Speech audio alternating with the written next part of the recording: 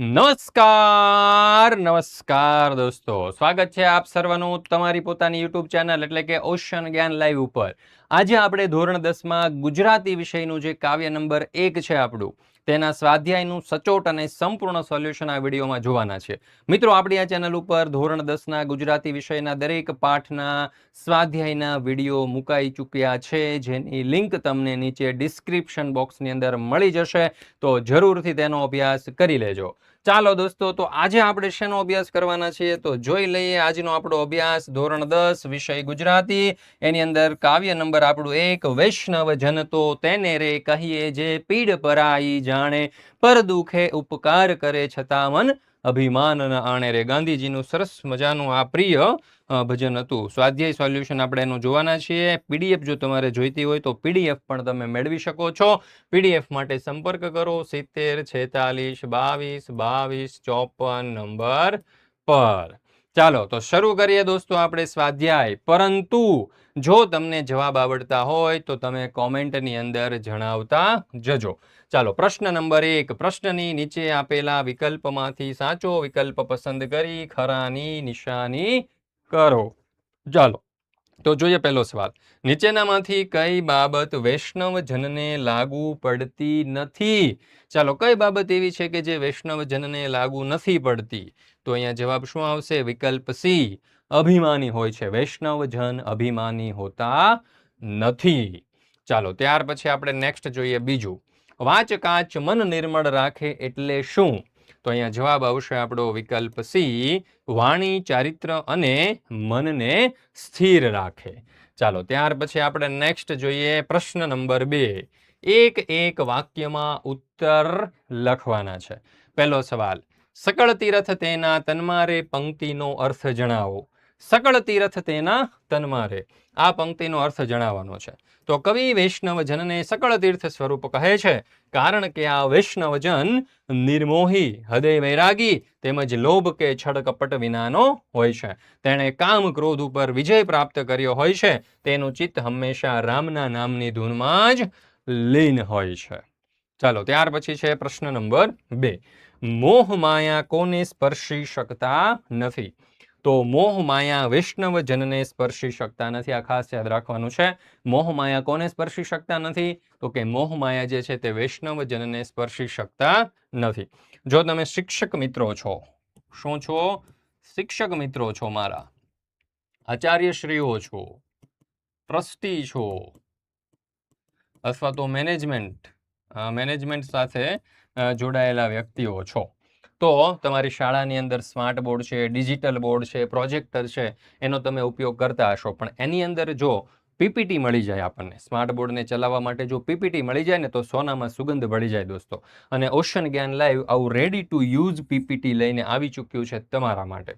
ઓજીએલ શું કે ભાઈ, ઓછા સમયની અંદર તમે સારામાં સારું પરફોર્મન્સ આપી શકો છો, સમયની બચત થશે. રેડી ટુ યુઝ હોય છે, તમારા નામ અને લોગો સાથે તમને મળી જશે અને આકર્ષક ચિત્ર સાથે તમને અવેલેબલ થઈ જવાની છે દોસ્તો. તો સરસ મજાના આ સ્માર્ટ બોર્ડના યુઝ માટેની આ પીપીટીઓ અવશ્ય મેળવી લેજો. ડેમો પીડીએફ મેળવવા માટે અહીંયા નંબર આપ્યો છે 70 46 22 22 54. આ નંબર ઉપર તમે કોન્ટેક્ટ કરી અને મેળવી શકો છો. ધોરણ 6 થી 10માં જોઈએ તો ગણિત, વિજ્ઞાન, અંગ્રેજી અને સામાજિક વિજ્ઞાન, આ ઉપરાંત ગુજરાતી પણ અવેલેબલ છે, બરાબર. અને ધોરણ 11 12માં એકાઉન્ટ, સ્ટેટિક, કોબી અને ઇંગ્લિશ વિષયની પીપીટી તમે મેળવી શકો છો. તો આજે જ સંપર્ક કરી અને મેળવી લેજો. પહેલા ડેમો એકવાર અવશ્ય મેળવી લેજો, બરાબર છે. ચાલો, ત્યાર પછી આપણે જોઈએ પ્રશ્ન નંબર 3. નીચેના પ્રશ્નોના 2-3 લીટીમાં ઉત્તર આપો. એમાં પહેલો સવાલ, કોના દર્શન કરવાથી 71 પેઢી તરી જાય છે? કોના દર્શન કરવાથી? તો જે વૈષ્ણવજન મોહ માયાથી પર હોય, જેના અંતરમાં દ્રઢ વૈરાગ્ય હોય, જેનામાં લોભ કે છળ કપટ ન હોય, જેણે કામ ક્રોધ ઉપર વિજય પ્રાપ્ત કર્યો હોય, જેનું ચિત્ત હંમેશા રામના નામની ધૂનમાં લીન હોય, એવા તીર્થ સ્વરૂપ વૈષ્ણવજનના દર્શન કરવાથી 71 પેઢી તરી જતી હોય છે દોસ્તો. ચાલો, ત્યાર પછી આપણે આગળ જોઈએ બીજો સવાલ, પરસ્ત્રી જેને માત્રે પંક્તિ સમજાવો. તો પરસ્ત્રી જેને માત્રે પંક્તિ વૈષ્ણવજનની નિર્મળ દ્રષ્ટિને વ્યક્ત કરે છે, તે સૌની તરફ સમભાવ અને સમદ્રષ્ટિ રાખે છે. તે પરસ્ત્રી તરફ ક્રૂર દ્રષ્ટિ કરતી નથી. તે પરસ્ત્રીને માતા ગણે છે. શું કરે છે? માતા ગણે છે. ચાલો ત્યાર પછી આપણે જોઈએ પ્રશ્ન નંબર 4. નીચેના પ્રશ્નોના 7-8 લીટીમાં ઉત્તર આપો. એમાં પહેલો સવાલ, નરસિંહ મહેતા વૈષ્ણવજનના કયા કયા લક્ષણો જણાવે છે એ તમારા શબ્દમાં વર્ણવો. તો જોઈએ ઉત્તર. વૈષ્ણવજનનો એક સામાન્ય અર્થ છે વિષ્ણુ ભગવાનની નિત્ય ઉપાસના કરનાર અથવા તો વિષ્ણુ ભક્ત. નરસિંહ મહેતાએ આ સામાન્ય સમજ ઉપરાંત વૈષ્ણવજનના અન્ય વિશેષ લક્ષણો દર્શાવી અને વૈષ્ણવજન શબ્દના અર્થને એક વિશાળ જીવન સંદર્ભો સાથે પદ દ્વારા એક નવો અર્થ આપ્યો છે. નરસિંહ મહેતાની દ્રષ્ટિએ નીચેના લક્ષણો ધરાવનાર માનવી સાચા અર્થમાં વૈષ્ણવજન છે. શું છે? સાચા અર્થની અંદર આપણે એમ કહી શકીએ કે ભાઈ વૈષ્ણવજન છે. ચાલો ત્યાર પછી, સાચો વૈષ્ણવજન પરાય પીડને આત્મસાત કરી ભલાઈ દ્વારા એ પીડાને સહેજ પણ અભિમાન લાવ્યા વિના પવિત્ર ભાવથી દૂર રાખવા પ્રયત્નશીલ રહેતો હોય છે. તે નમ્ર હોય છે, સૌને વંદન કરે છે, સૌને આદર પામે છે, કોઈ નિંદા કરે તો ડરતો નથી, પણ પોતે કોઈની નિંદા કરતો નથી. મન, વચન તેમજ કર્મમાં કશો વિરોધાભાસ હોતો નથી. એ જ એનું સાચું ચારિત્ર છે. કવિ આવા વૈષ્ણવજનની માતાના જીવનને ધન્ય માને છે. એ વૈષ્ણવ સાચો એ સમાન દ્રષ્ટિથી સૌને જુએ છે અને મન કોઈ મોટો નથી, કોઈ નાનો નથી. જે ઈચ્છા કે કામના સૌને દુઃખી કરે છે એનો એણે ત્યાગ કર્યો છે. ચાલો ત્યાર પછી આપણે આગળ જોઈએ. નેક્સ્ટ, પર સ્ત્રીને માતા સમાન ગણે છે, સાચું બોલે છે, સાચું જીવે છે, સાચાને સાથ આપે છે, મહેનતનું ખાય છે, બીજાની મહેનતનું પારકું ધન એના માટે ત્યજ્ય છે, એને હાથ અડાડતો નથી, એને મોહમાયા સ્પર્શતા નથી. એથી એ પર હોય છે, એનું જીવન જલકમલવતું હોય છે, અંતરમાં દ્રઢ વૈરાગ્ય હોય છે, ચિત્ત રામ નામની ધૂનમાં તન્મય હોય છે, નિર્લોભી, નિષ્કપટી અને નિર્મળ હોય છે, કામ ક્રોધ ઉપર એનો કાબુ હોય છે. તો આ રીતે આપણે દર્શાવી શકીએ. ત્યાર પછી એક મહત્વની અને એક વિશેષ વાત કે ધોરણ 9 અને 10ના વિદ્યાર્થીઓ માટે આપણે એક ઓનલાઈન ટ્યુશન ક્લાસ શરૂ કરેલું છે દોસ્તો. ઓનલાઈન ટ્યુશન ક્લાસીસ એટલે શું? તો કે તમારે ઘરે બેઠા અભ્યાસ કરવાનો છે, ક્યાંય જવાનું નથી. અને તમે પ્રાઇવેટ ટ્યુશન ક્લાસની અંદર જતા હોય એની અંદર જે ફી હોય ને 19-20 હજાર, બરાબર છે, એની 10% ફીમાં આખા વર્ષની ફી માત્ર 1999 રૂપિયા. 1999 રૂપિયામાં તમને આખા વર્ષની જોરદાર તૈયારી કરાવી દેવામાં આવશે. બેચનું નામ શું છે? તો કે બ્રહ્માસ્ત્ર બેચ.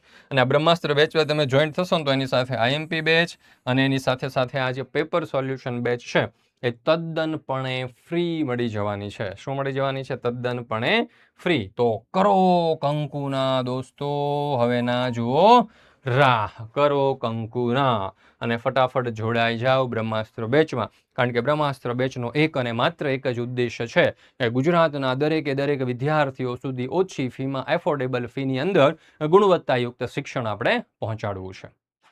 ચાલો ત્યાર પછી છે પ્રશ્ન નંબર 5.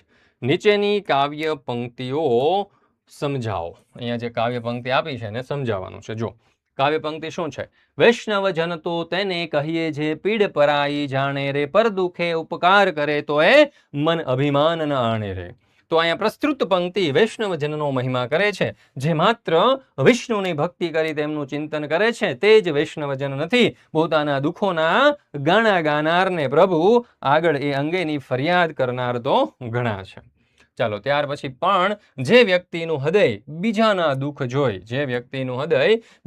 દુઃખ જોઈને પીડા પામે છે ને એ જ દુઃખો દૂર કરવામાં પોતાની જાત સમર્પિત કરે છે તે જ સાચો વૈષ્ણવ છે. એ વ્યક્તિ બીજાના દુઃખો દૂર કરી અને કશુંક કર્યાનો ઉપકારનો ભાવ મનમાં પ્રગટ થવા દેતો નથી અને અભિમાન કરતો નથી. ચાલો જેને સ્ક્રીનશોટ લેવાના બાકી હોય એ લઈ લેજો. તો મિત્રો અહીંયા આપણે ધોરણ 10નો ગુજરાતી વિષયનો પાઠ નંબર 1 કાવ્ય નંબર 1 નું સ્વાધ્યાય સોલ્યુશન પૂર્ણ કરીએ છીએ. આપણી આ ચેનલ ઉપર ધોરણ 10ના ગુજરાતી વિષયના દરેક પાઠના સ્વાધ્યાયના સંપૂર્ણ સોલ્યુશનના વિડીયો મુકાઈ ચૂક્યા છે. લિંક તમને નીચે ડિસ્ક્રિપ્શન બોક્સની અંદર મળી જશે. તો જરૂરથી મેળવી અને અભ્યાસ કરી લેજો. તમારી પરીક્ષાની તૈયારી માટે ખૂબ જ ઉપયોગી થશે. અને સાથે સાથે ખાસ આપણો જે બ્રહ્માસ્ત્ર બેચ છે, કયો બેચ છે? બ્રહ્માસ્ત્ર બેચ, બરાબર, એની અંદર જોડાવાનું ભૂલશો નહીં. વધારે માહિતી માટે અત્યારે જ આ નંબર ઉપર તમે કોન્ટેક કરી શકો છો. બરાબર ને દોસ્તો? તો ચાલો ફરી મળીશું આવતા પાઠની અંદર, એટલે કે પાઠ નંબર 2 સાથે. ત્યાં સુધી રજા લઉં છું. જય હિન્દ, જય ભારત, જય જય ગરવી ગુજરાત.